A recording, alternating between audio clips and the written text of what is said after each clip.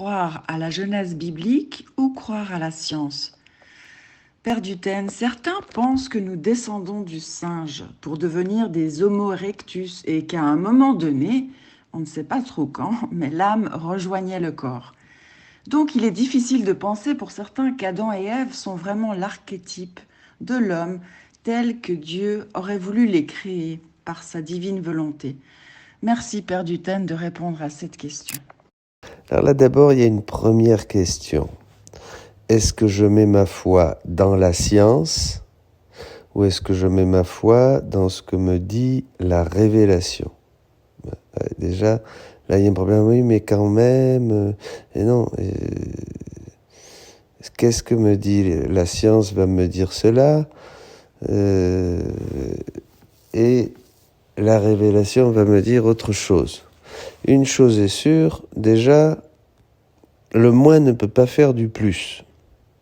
C'est-à-dire avec quelque chose qui est moins que l'homme tel qu'il est aujourd'hui, donc beau dans sa stature, doté de raison, d'intelligence, ça peut pas venir d'un singe, voyez. Le moins ne peut pas faire du plus, c'est un principe philosophique. Voilà. Donc, déjà, le cardinal Journet, ce grand théologien, suisse d'ailleurs, disait qu'il y a eu une intervention de Dieu, voyez, après le miracle de la création, le Big Bang, où Dieu a créé le ciel et la terre, et il y a eu une intervention de Dieu.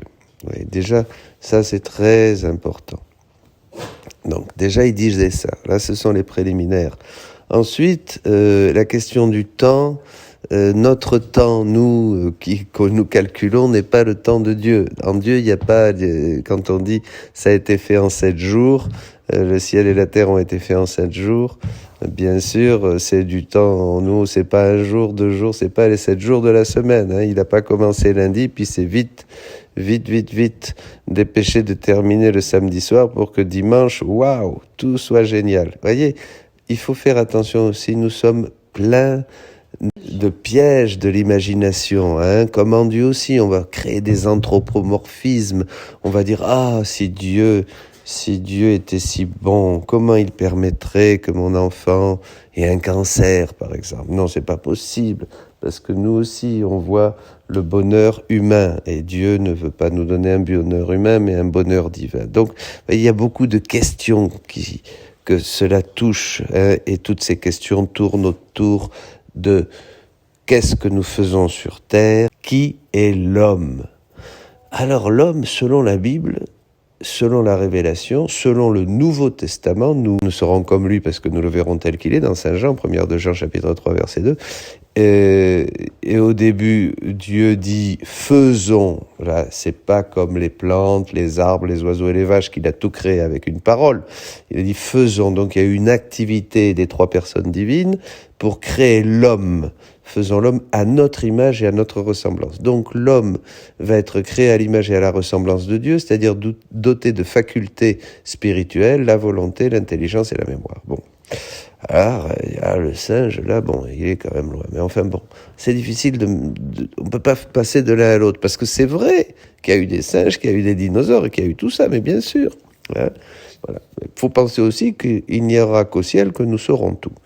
Ensuite, donc faisons l'homme à notre image et à notre ressemblance. Les 3 personnes divines, le Père, le Fils et le Saint-Esprit. Alors, ils font l'homme là, et par une intervention particulière de Dieu, pas comme le reste de la création, et il est dit que Dieu va s'insuffler dans l'homme. C'est-à-dire il insuffla une haleine de vie. C'est-à-dire Dieu se met dans l'homme. Vous voyez ce que je veux dire? Il se met dans l'homme. Donc l'homme est déjà un être divin. Mais sur le modèle de qui?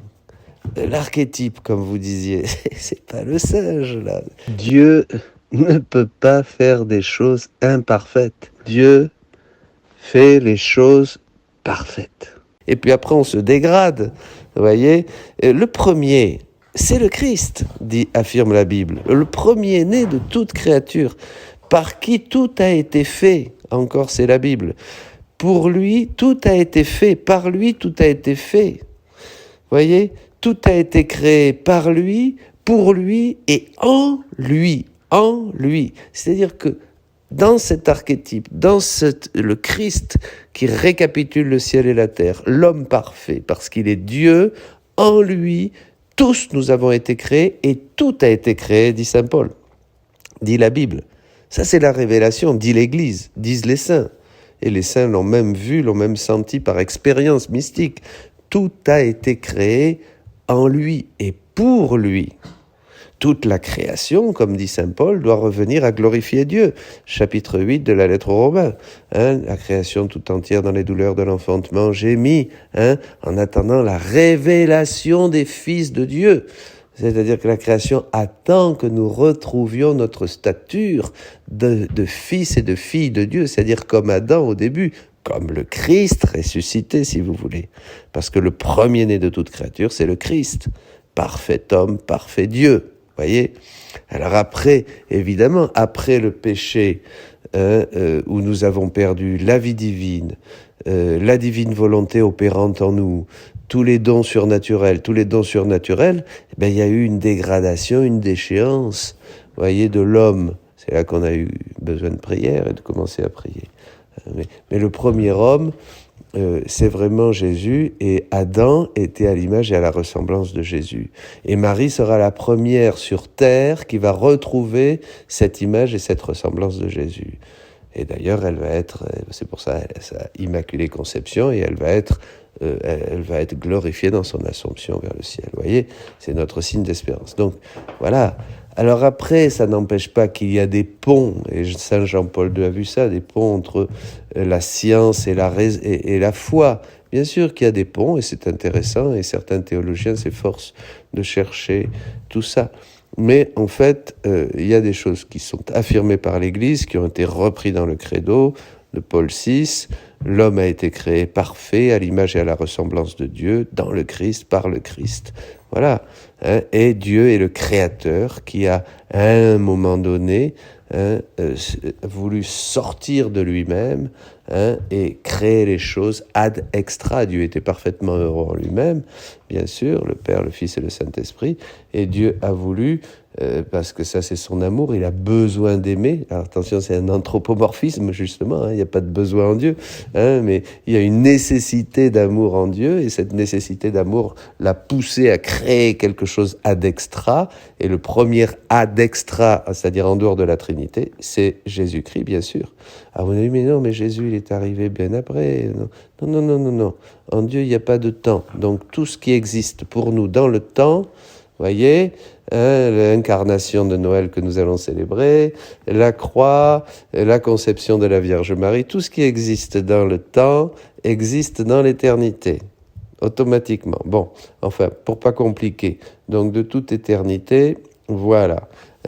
Dieu a décidé de sortir de lui, de créer un ad extra parfait, le Christ, le royaume de Dieu, et le Christ à l'image duquel l'homme a été créé, parfaite réplique du Christ, vous voyez, tout beau, et puis Jésus qui veut que ce royaume s'instaure dans tous ses enfants, et voilà, tous ses enfants transmettre, parce qu'un roi il transmet son royaume, donc le Père transmet son royaume au Fils, le Fils transmet son royaume aux hommes. Ça, c'est très important de comprendre tout ça. Vous voyez, c'est ça le royaume de Dieu que nous avons perdu, bien sûr, et en tombant dans cette déchéance, voyons que nous construisons plutôt le royaume du diable, et que nous faisons des abominations qui, aujourd'hui, qu'on n'aurait pas imaginé il y a plusieurs siècles. Donc, l'homme se dégrade. Il y a plutôt une régression aujourd'hui. C'est ça qu'il faut voir. La régression, il ne faut pas voir la régression tantôt au niveau du singe et de l'homme, mais c'est une régression, on est pire que les singes. Les singes, ils ne font pas les horreurs que nous faisons. Vous voyez ? Pourquoi ? Parce que l'homme est un être spirituel et il ne peut se voir et se comprendre qu'à la lumière de Dieu. Dans ta lumière, nous voyons la lumière, dit le psaume. Vous voyez ? Donc ça, c'est très important. Ouais. Et l'homme est appelé à revenir à cette beauté originelle, bien sûr. Et c'est la raison de l'incarnation. C'est le pourquoi de la rédemption. Et Jésus est venu pour nous restaurer, nous sauver, certes, oui, ça avec son sang, nous réconcilier avec le Père. Bon, encore ça, c'était facile, mais le plus difficile, c'est nous refaire, nous sauver, nous refaire à cette image et à cette ressemblance de Dieu. Et ça va lui prendre du temps, et ça lui en prend toujours. Et ça va se refaire en fonction de notre collaboration, en accueillant le don de la divine volonté en nous, qui est cette puissance créatrice qui va opérer, refaire nos actes et nous faire pleinement, comme dit Saint Pierre dans sa lettre, participant à la nature divine. La grâce du baptême nous est donnée, c'est un commencement, cette grâce va se déployer par l'action du Saint-Esprit. Jésus va nous révéler toutes ces choses qu'il disait ne pas pouvoir nous dire quand il était sur terre. Voilà, parce qu'on n'était pas prêt, il va nous révéler ces choses. J'ai encore beaucoup de choses à vous dire. Le Saint-Esprit va vous conduire, le Saint-Esprit va nous guider vers cette plénitude de la vérité. Voyez, donc il y a une croissance dans la lumière et dans la vérité, et une croissance transformante.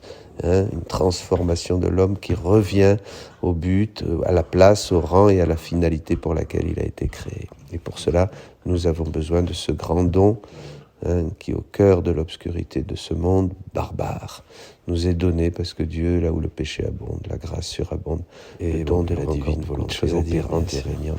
Que Dieu vous bénisse et un bon Noël à tous.